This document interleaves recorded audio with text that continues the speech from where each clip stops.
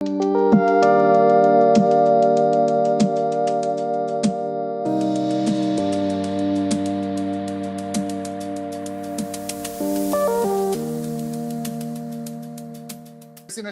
এটা কেন করতে যাচ্ছেন? তো আমি ওনার মুখ থেকে আসলে উত্তরটা শুনি। ভাই আপনি যদি একটু বলেন।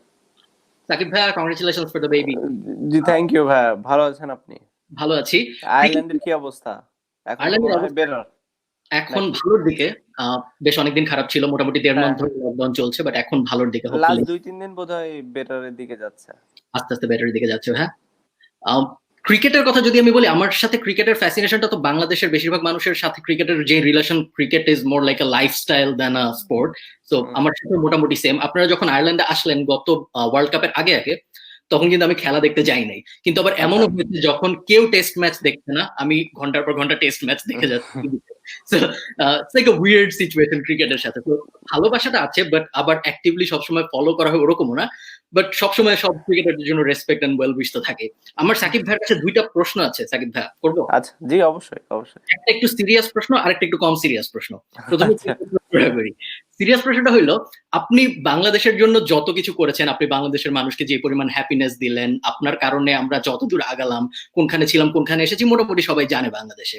এত কিছুর পরেও, এত স্যাক্রিফাইস করার পরেও, এত কষ্ট করার পরেও, যখন আপনি একটা সোশ্যাল মিডিয়াতে একটা ছবি আপলোড দেন বা নন ক্রিকেট বিজনেস টাইপ অন্য কিছু আপলোড দেন, তারপর যখন কমেন্টে গালি দেয় মানুষ, তখন কেমন লাগে আসলে? আমার কাছে আসলে খুব সিরিয়াস প্রশ্ন না, একটা ইন্টারেস্টিং প্রশ্ন। যেটা হয় যে প্রথমত তো আমি কমেন্টস দেখি না, আর দ্বিতীয়ত যদি কোনোভাবে আমার কাছ পর্যন্ত পৌঁছেও যায় যে হ্যাঁ আমার কোনো ছবি কিংবা কোনো কাজের জন্য কেউ গালি দিচ্ছে, আমি যেটা চিন্তা করে নেই যে মানে ওরা আমার কাছ থেকে আরো বেটার কিছু এক্সপেক্ট করে। সো ওই চিন্তা করেই আমি এই জিনিসটাকে পজিটিভ হিসাবে নেওয়ার চেষ্টা করি এবং চিন্তা করি যে এরপরে যেন আরো কিভাবে আরো বেটার কিছু করা যায়, যাতে করে এই গালিটা না শুনতে হয়। বাট ব্যাপার আরেকটা প্রশ্ন করি সাকিব ভাইয়া, এই প্রশ্নটা অত সিরিয়াস প্রশ্ন না।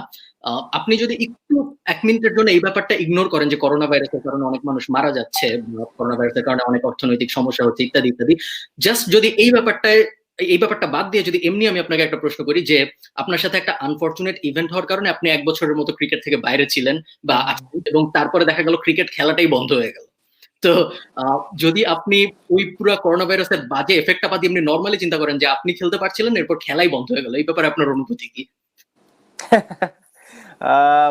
এতটুকু বলতে পারি যে হয়তো লাকি, যে খুব বেশি একটা হয়তো মিস করা লাগবে না, কারণ বেশ কিছু ইন্টারন্যাশনাল ম্যাচেস অলরেডি ক্যান্সেল হয়ে গিয়েছে। সো যেটা হবে যে যখন হয়তো ইনশাল্লাহ আমি যদি সব ঠিকঠাক থাকে, ঠিকভাবে ফিরতে পারি, তাহলে যেটা হবে যে খুব বেশি খেলা মিস করতে হবে না। সো সেই দিক থেকে বলতে গেলে লাকি। বাট খেলা হোক আর না হোক, যেহেতু 1 বছরের একটা সাসপেনশন আছে, সো স্বাভাবিকভাবেই এটা আমার জন্য একটা খারাপ দিকই, এবং সেটা সবসময় খারাপ লাগে। এটা মানে না বললে ভুল হবে যে না খারাপ লাগে না, খুব এনজয় করছি কিংবা এরকম।